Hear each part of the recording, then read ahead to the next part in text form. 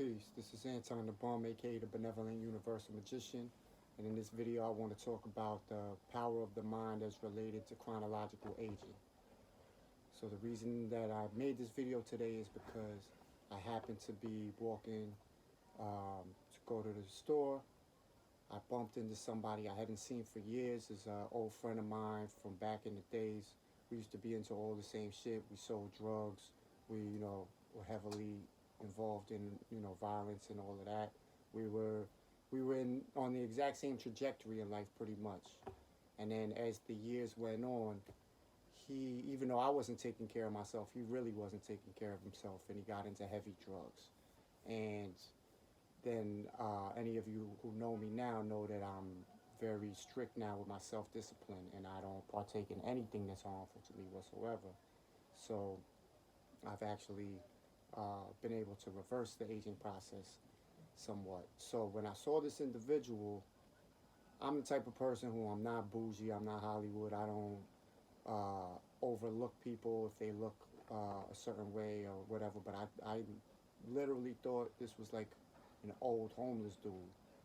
And when I saw him, so I looked at him and I nodded at him because I acknowledge people. I don't, like I said, I don't overlook people because of their place in this society or whatever.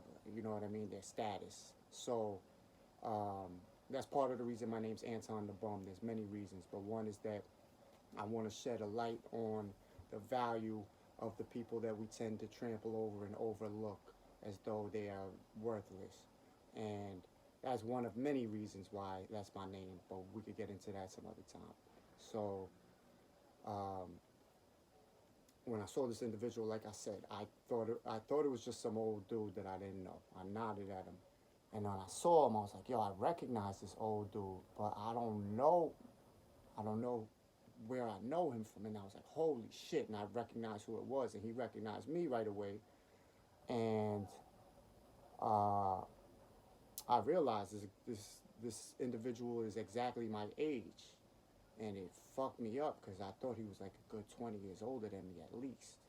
And so that shows you on one side, of course, what heavy drugs do. That goes without saying. And so obviously that plays a huge part in this circumstance. But it also goes to show that we put too much importance on the concept of chronological age, and we feel like when we hit certain plateaus or certain marks that we are supposed to slow down or act a certain way, or that our health is going to deteriorate at certain points. And what makes that true for the majority of people is because the physiology is greatly affected by what the mind concentrates on and what the mind believes, because it's like a placebo.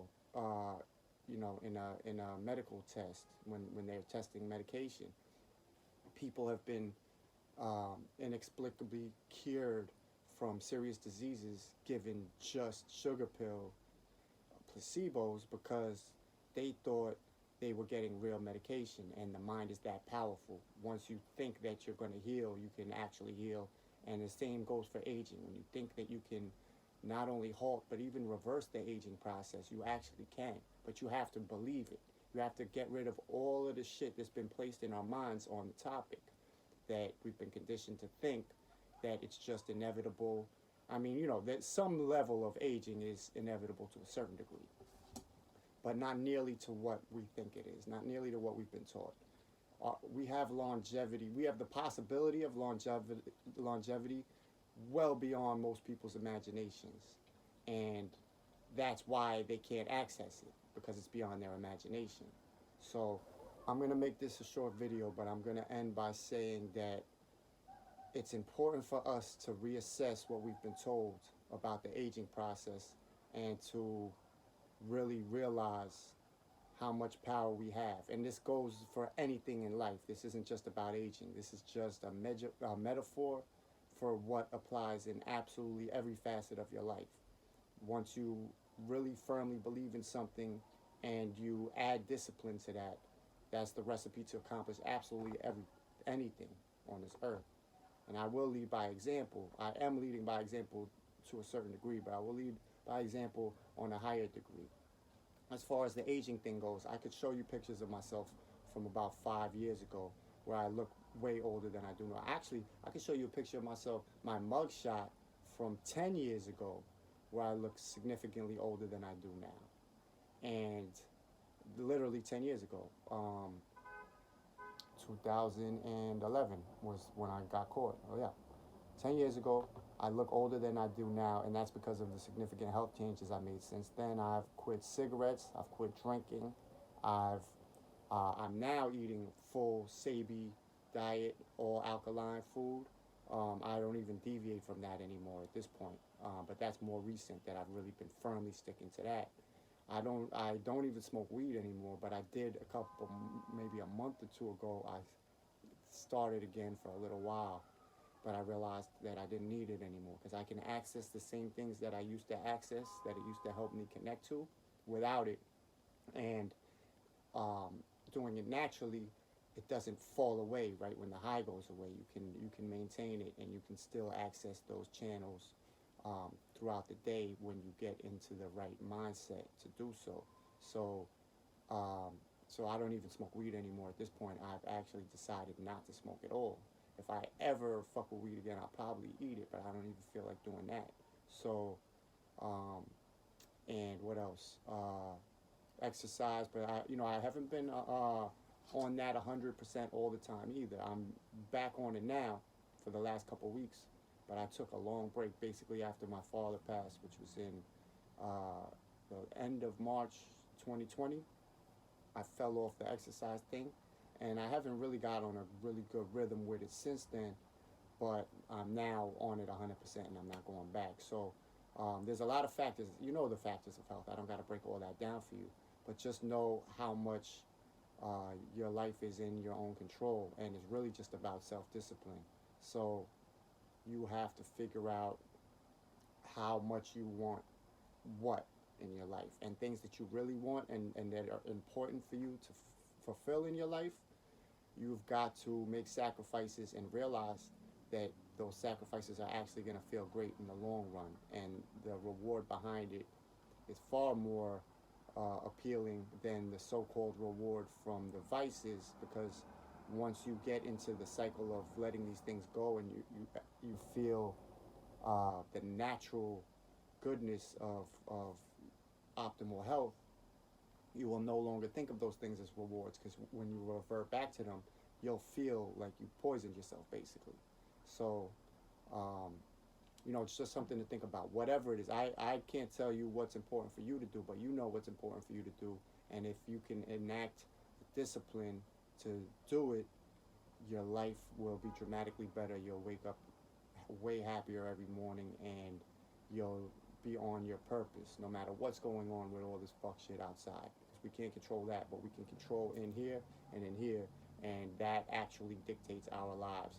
These right now I'm a second-class citizen. I'm under all of these mandates. I'm not allowed anywhere, but it doesn't affect me because I don't allow it to. They don't have any power over me, and my decisions to change my health have helped me to do that, because restaurants don't appeal to me. I think of some busboy spitting in my food, or the fact that the restaurant owner needs to cut corners and make money, so he's not going to buy the best ingredients. He's not going to buy organic or non-GMO unless it's labeled that way, because he could get other ingredients for less. Why is he going to lose money, right? And movie theaters is all Hollywood propaganda bullshit, so I don't miss going to the movies.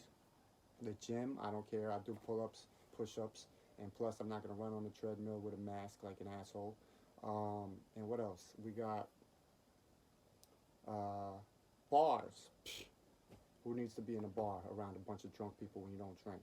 Because that energy doesn't align with me anymore. And I don't drink at all, so what's the point for me to be in a bar? So they've actually done nothing to punish me. All they've done is help reinforce the importance of my discipline. So, it's all about perception. Everything is about perception. Take control of your own life. Don't allow these outside forces to control us. Don't keep the TV on. Don't let them rule your mind. Even if you know better, when the TV is on 24/7, or certain, outlets, even online or whatever, you allow them into your mind space, they will manipulate it, even if you think you're above that and that you know better. They find a way to alter your mood, if nothing else, and they show you shit that's gonna get you off of your course, get you feeling worse and disconnected from source energy, from a higher energy field that helps you enact whatever it is that you need to do. So that's all I'm going to say right now. I wish you all well. If anybody wants to ask me anything about how to enact the self-discipline or steps that I took and tips or anything like that, feel free to hit me up. Anton the Bum on all platforms. Thank you. Peace and love.